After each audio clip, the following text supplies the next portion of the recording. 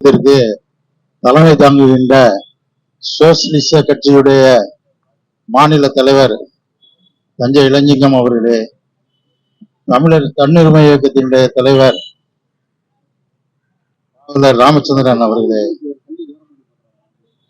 தேசிய மக்கள் சக்தி கட்சியுடைய தலைவர் ரவி அவர்களே, நெல்லை ஜெபமணி அவர்களுடைய கட்சியை தொடர்ந்து நடத்தி வந்து கொண்டிருக்கின்ற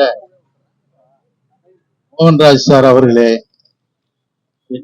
பல்வேறு இயக்கங்களின் சார்பாக கலந்து கொண்டிருக்கின்ற அனைத்து நண்பர்களே,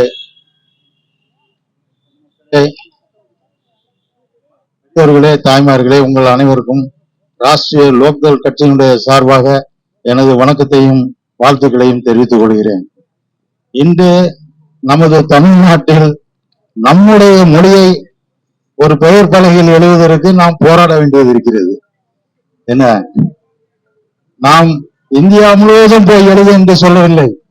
நம்முடைய சொந்த மாநிலத்தில் நம் வீட்டு மொழியை, நாம் பிறந்து பேசிய மொழியை பெயர் பலகையில் எழுதுவதற்கு நாம் போராட வேண்டியது இருக்கிறது.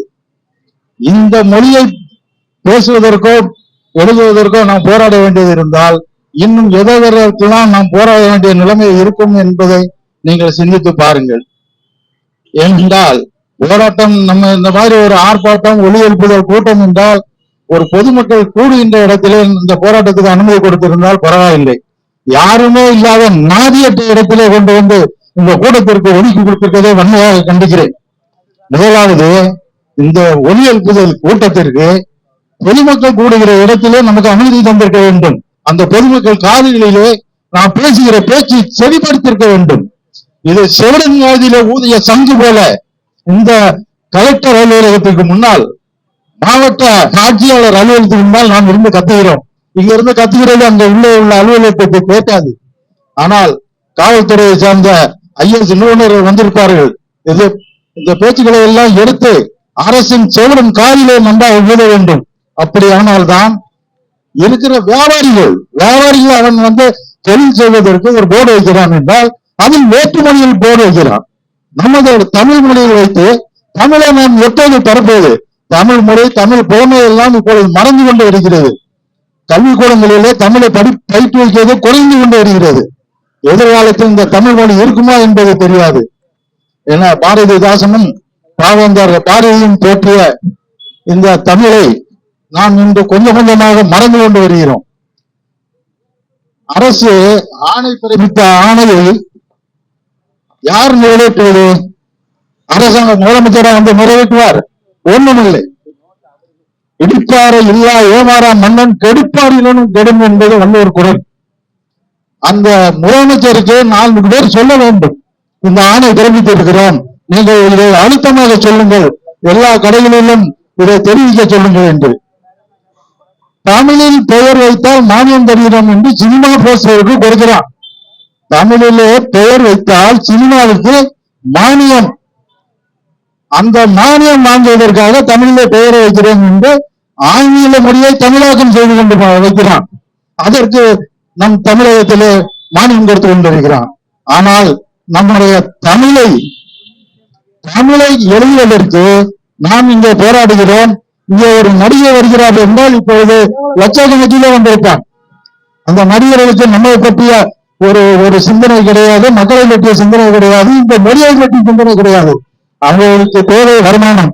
எங்கேயாவது கூட்டம் என்றால் நமக்கு வருமானம் என்றால் வருவான். அவர்கள் பின்னாலெல்லாம் போவதற்கு தமிழ்நாடு காத்துக் கொண்டு இருக்கிறது என்று தம்பட்டம் அடிக்கிறார்கள். உங்களை போன்ற ஊடகங்களும் சொல்லிக் கொண்டிருக்கிறார்கள். என்ன, இந்த ஊடகத்திலே எப்பொழுதும் திறந்தாலும் சரி ஆங்காங்கே நடிகர் இவர் வருகிறார், ஆட்சிக்கு வரப்போகிறார், அவர்தான் வருவார் என்று சொல்லினோம். கேவலமாக இல்லையா? இந்த நாட்டிலே பெருந்தலைவர் காமராஜர் அவர்கள் 9 ஆண்டு காலம் சிறைச்சாலையில் இருந்தார். அவர் சொந்த வீடு வைத்திருக்கவில்லை. ஆனால் இப்போது எல்லாம் அவரை கேவலப்படுத்திக் கொண்டு பேசிக் கொண்டு இருக்கிறார் நாடாளுமன்ற உறுப்பினர். ஏன் இதை ஒரு ஆளுகின்ற கட்சியினுடைய நாடாளுமன்ற உறுப்பினர் அதை பேசுகிறார்? அவரை தடுத்து கேட்க வேண்டாமா? எங்கே போய் கொண்டு இருக்கிறது நாடு? இந்த நாடு எதிர்கால சிந்தனை இல்லாத ஒருவன் கையிலே போனால் இந்த மாதிரிதான் இருக்கும். நாட்டு மக்களுடைய எதிர்கால சிந்தனை வாழையடி வாழையாக வம்சா வழியாக நாம் வாழ்ந்து கொண்டிருக்கிறோம். இந்த வழித்தண்டலிலே அனைவரும் அனைத்தும் கிடைத்து தமிழ் மொழியில் சிறந்து விளங்க இந்த தமிழை அனைத்து பெயர் பலகைகளிலும் உடனடியாக பொறிப்பதற்கு ஆணையிடப்பட வேண்டும். அந்த ஆணை 15 நாட்களுக்குள் நிறைவேற்றப்பட வேண்டும் என்றால் அவர்களுக்கு உரிமம் ரத்து செய்யப்பட வேண்டும் என்ற கடுமையான ஒரு ஆணை உத்தரவை பிறப்பிக்க வேண்டும். இது உத்தரவை பிறப்பிப்பது ரொம்ப எளிமையான செயல். இதை நடைமுறைப்படுத்துவதற்கு எத்தனை அதிகாரிகள் இருக்கிறார்கள்? நான் கேட்கிறேன், இந்த பகுதியிலே ஒரு உணவகத்திலே போய் நாம் சார்ந்து விட்டால் நமது வயிறு அப்செட் ஆயிட்டு நமது வயிறு ஏதாவது சரியில்லாமல் போய்விட்டால் நாம் உடனடியாக எங்கே போய் கம்ப்ளைண்ட் செய்வது, புகார் அளிப்பது எங்கே? அதற்கு என்று சுகாதார பொறியாளர் ஒருவர் இருந்தார். இங்கே சுகாதார அதிகாரி. இவ்வளவு பெரிய நகரத்திற்கு 2 பேர் அதிகாரி இருப்பான். கிட்டத்தட்ட 10 லட்சம் பேர் கோயில் இருக்கிற இடத்திற்கு 2 அதிகாரி இருப்பான். இவன் எந்த ஆளை போய் உனக்கு வைத்தியம் வந்துச்சா இது வந்துச்சான்னு பார்ப்பான்? பார்க்கவே முடியாது. அவன் எங்கேயாவது ஒரு ஹோட்டல்ல எனக்கு வயிறு சரியில்லைன்னு கம்ப்ளைண்ட் கொடுத்தா அங்க போய் வசூல் பண்றது போய் நிற்பான். வேற எதுக்கும் அங்க போறதே கிடையாது.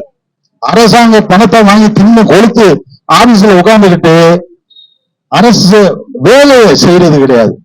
ஒவ்வொரு அதிகாரிகளும் தங்களுடைய வேலையை, தங்களுடைய கொடுக்கப்பட்ட வேலையை நாட்டுப்பற்றுடைய ஒரு நாட்டுப்பற்றுடன் இருந்து செயல்படுத்த வேண்டும். அப்படியானால்தான் இந்த நாடும் திரும்பும், நாட்டு மக்களும் திரும்புவார்கள். அவர்களுக்கு நிறைய போதை வசதிகள் என்னென்ன உண்டு அவங்களும் கொடுக்கலாம். அப்படி என்றால்தான் போதையை நல்லா போட்டுட்டு அங்க எங்க படுத்து விடுவான். இருக்கிற துட்டை முழுவதும் அந்த போதைக்கு செலவு பண்ணிக்கிட்டு படுத்து விடுவான்.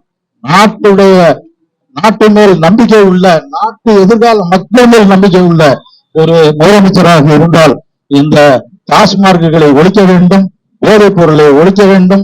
இந்த போதைக்காக அடிமையா இருக்கிற சிறார்களை அங்கிருந்து மீட்டெடுக்க வேண்டும்.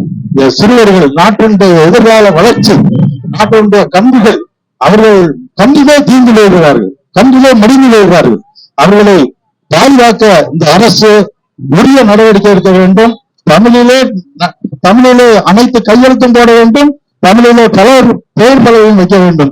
இதற்கு உரிய நடவடிக்கை எடுக்க வேண்டும் என்று கேட்டு எனக்கு வாய்ப்பளித்த சோசியலிஸ்ட் கட்சியுடைய தலைவர் தஞ்சை இளஞ்செங்கம் அவர்களுக்கு மீண்டும் ஒரு வாழ்த்தையை தெரிவித்து நன்றி தெரிவிக்கிறேன்.